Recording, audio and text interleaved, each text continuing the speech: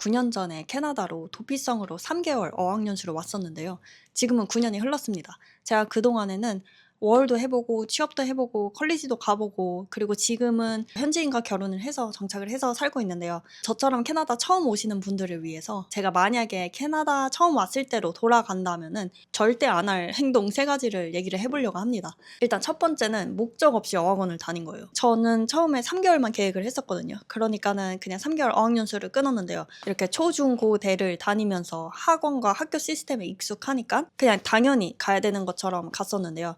여행객처럼 다녔어요. 학원을 가는 날에는 학원 가고 안 가는 날에는 그냥 놀고 일단 학원에는 수업도 들을 수 있고 친구들도 있고 친구들이랑 액티비티도 같이 가고 이러니까는 커리큘럼이 짜져 있잖아요. 그래서 살짝 수동적으로 다녔던 것 같아요.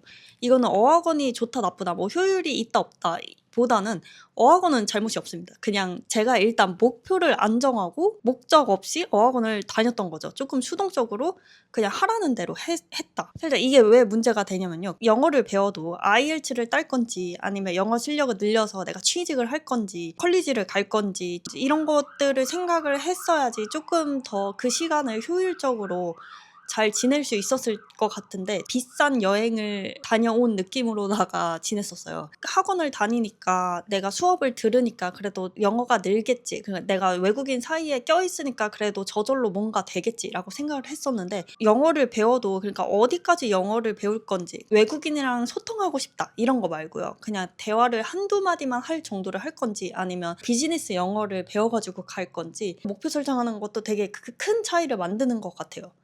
저는 돌이켜보면은 내가 만약에 3개월 바짝 배우고 돌아갔을 때 나는 무엇을 이뤘으면 좋겠다라는 목표를 제대로 설정했다면 조금 좋았지 않았을까 싶어요.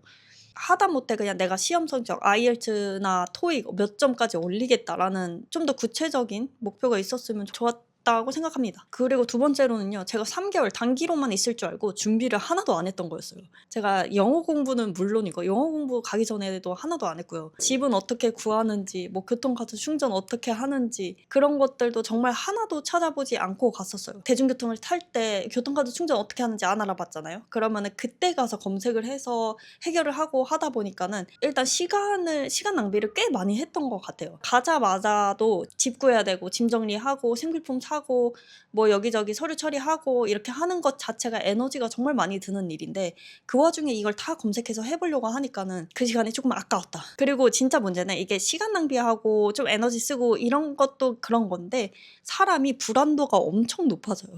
제가 왜 준비를 안 했는지 모르겠지만 일단 처음에 비행기에서 짐 두고 내린 것부터 시작을 해 가지고 그때도 비행기에서 짐을 두고 내렸는데 제가 딱 도착하자마자 일단 한국 분들이 없죠. 이렇게 승무원분들이 다 외국 분들이신데 딱 봐도 한국어 못해 보이는 분께 가 가지고 저 비행기에 짐 두고 왔다고 한국말로 했었습니다.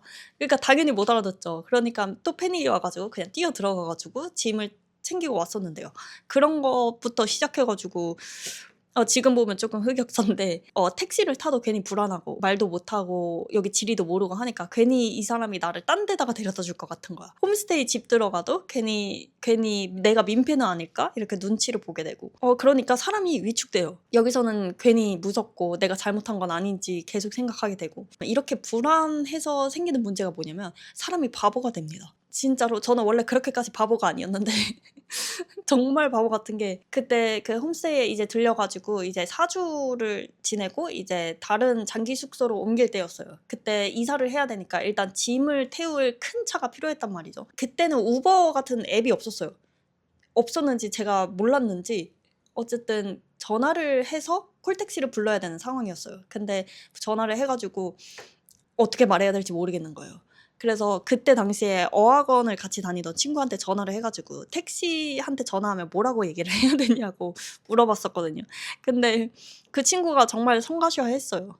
이렇게 자꾸 사소한 거 물어보니깐. 근데 제가 그렇게까지 혼자 못하는 성격이 아니었는데 일단 모르겠어요. 너무 무섭더라고요. 제가 그렇게 택시를 타고 장기 숙소로 짐을 다 옮긴 다음에 그때 처음으로 빨래를 했었어야 됐어요. 이게 빨랫감을 넣고 세탁기에 있는 버튼을 첫 번째 거를 눌렀었나 봐요. 이게 소크라는 거였는데 그거를 돌리고 나니까 세탁기가 물이 찬 채로 멈춘 거예요. 그래서 집주인분한테 연락을 해가지고 이거 세탁기가 안 돌아간다. 물이 가득 찬 채로 물이 안 내려간다. 이거 망가진 것 같다. 이렇게 좀 패닉이 와서 문자를 보냈던 기억이 있어요. 알고 보니까 그 소크가 원래 그런 기능이더라고요. 그러니까 제가 그 영어 단어를 몰랐던 것도 아닌데 그게 낯설고 불안하니까 이게 평소처럼 판단이 안 되는 거예요. 왠지 내가 다 잘못하고 있는 것 같아. 그러다 보니까 점점 자신감도 떨어지고 그때 생각한 게 여기에 아는 사람 한 명이라도 있었으면 좀 덜 낯설었을 텐데 이런 생각이 많이 들더라고요. 어쨌든 준비를 안 한 거에 큰 단점은 불편한 거는 당연하고 일단 사람이 바보가 된다.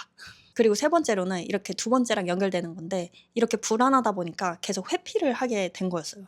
예를 들면은 제가 운전면허를 갱신하러 갔었거든요. 처음에는 비자 기간만큼만 드라이버 라이센스가 나오니까는 그 다음에 제가 비자 갱신할 때 연장을 했었어야 돼가지고 일단 ICBC로 갔어요. 제가 한국에 들렸다 온 지 2주 정도 됐을 때였어요. 어쨌든 ICBC를 갔는데 직원이 이것저것 물어보죠. 저의 신분을 확인하기 위해서 너의 뭐 이름 뭐냐, 주소 뭐냐, 그리고 전 주소는 뭐였냐, 그리고 전에 있던 드라이버 라이센스 어떻게 했냐. 원래 한국 거를 반납하고 캐나다 거를 받을 수 있거든요. 그러니까 전에 있던 너의 한국 드라이버 라이센스 어쨌냐. 그러니까 반납했다고 얘기하면 되는데 그것도 좀 어버버했어요. 캐나다에 언제 들어왔냐고 물어봤는데 이렇게 살짝 머리가 하얘지는 거예요. 그래서 나 캐나다에 온 지 2주 됐다라고 대답을 한 거죠. 이 질문이 뭐였냐면 드라이버 라이센스를 갖고 있을 만한 너의 자격이 되니? 그러니까 너가 BC주 거주자니? 라고 물어보는 질문이었는데 제가 2주 됐다고 하니까 당연히 좀 의심스럽죠. 전에 드라이버 라이센스 분명히 너가 발급해서 갖고 있었을 텐데 왜 지금은 2주밖에 안 있었냐고 생각할 만한 대답이었나? 그래서 그때도 생각하기에 대답 잘못됐다. 뭔가 잘못되겠다. 라고 생각을 했는데 아니나 다를까 이렇게 몇 주 뒤에 추가 서류 요청이 오더라고요. 너가 거주자임을 증명하는 서류를 내라 라고 해가지고 제가 여기에 살면서 냈던 뭐 하이드로 빌이나 핸드폰 빌 이런 거를 냈으면 됐거든요. 뭐 영어가 불편하면 번역기 돌려가면서 하면 되는데 행정 처리 이렇게 간단한 거 하나 하는 것도 너무 버겁더라고요. 세탁기나 택시나 그런 일들을 계속 겪으면서 내가 실패라고 생각했던 경험들을 계속 겪으면서 내상을 입고 있었기 때문에 그러니까 저한테는 되게 거대한 일처럼 느껴졌었어요. 홈페이지 들어가면 또 영어고 괜히 잘못 누르면 큰일 날 것 같고 여기서 또 잘못 말했다가 거절 나면은 내 비자 상태에 문제가 생기는 건 아닌가? 괜히 이런 생각이 들게 되고 사실 ICBC랑 비자랑은 완전히 상관이 없거든요. 그래서 자꾸 미루게 되는 거예요. 결국에는 8개월 이후에 받게 됩니다. 제가 정말로 미룰 수 없을 정도까지 미루고 미뤄가지고 그때서야 받게 됐어요. 지금 돌아보면은 그때 빨리 적응하는 데 초점을 맞추고 그냥 빨리 부딪혀 봤어야 됐던 것 같아요. 내가 못하겠으면 누구한테 물어봐서라도 아니면 틀리더라도 전화를 해서라도 그냥 해결하는 경험을 계속 부딪혀 가면서 했었어야 됐는데 살짝 처음에 그러지 못했다. 근데 그 이유가 제가 준비를 안 한 것도 있었지만 이게 처음 낯선 곳에 혼자 오게 되면은 정말로 불안도가 극에 치달아요.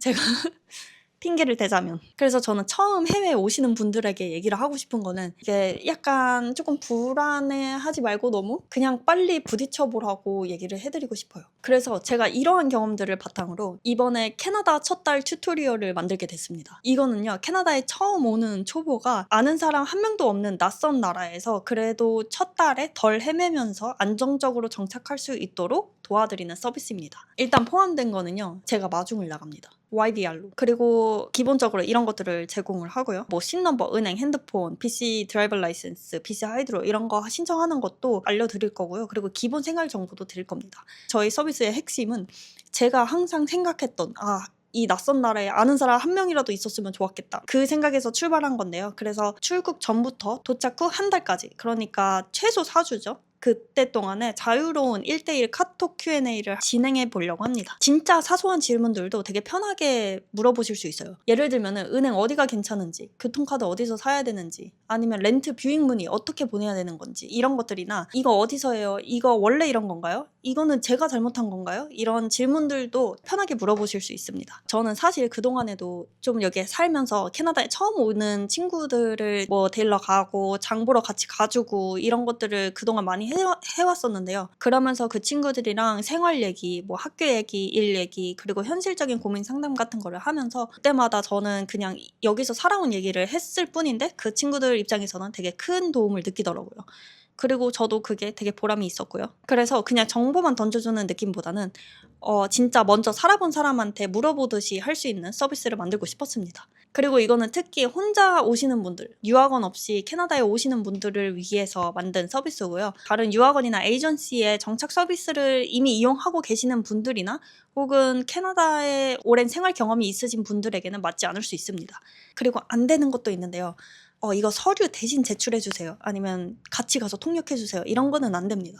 이거는 또 제가 회계 전공이고 서류 처리는 많이 해봤지만 저한테는 오히려 그렇게 하는 게 편하긴 한데, 그러면 처음부터 남이 모든 걸 대신해 주게 되면은 정작 혼자 일 처리를 해야 될 때 그때 오히려 더 힘들어질 수 있다고 생각하거든요. 이건 제가 처음에 정말로 아는 사람 한 명 더 있었으면 좋겠다라고 생각한 것부터 시작이니까요. 진짜 먼 나라에 친척 한 명 있다고 생각하시고 편하게 물어볼 수 있는 느낌으로 만들었습니다. 출국 2주 전쯤부터 미리 신청을 해주시면 좋을 것 같아요. 미리 신청하시면 준비 기간 동안에도 1대1 Q&A 진행할 거니까요. 혼자 캐나다 오는데 첫 달 불안함과 시행착오를 줄이고 싶다 하시는 분들은 아래 링크 들어가시면 더 자세한 설명이 있습니다. 그럼 다음에 뵐게요. 빠이.